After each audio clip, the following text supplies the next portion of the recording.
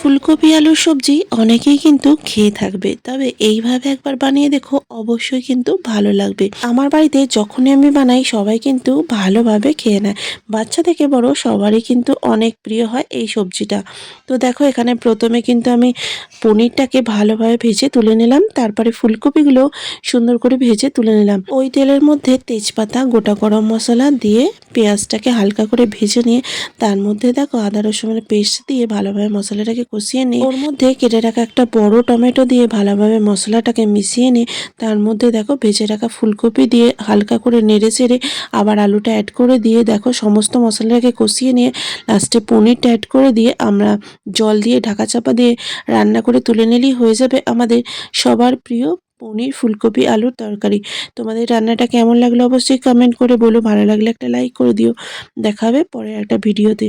Tata, সকলে খুব ভালো থাকবে।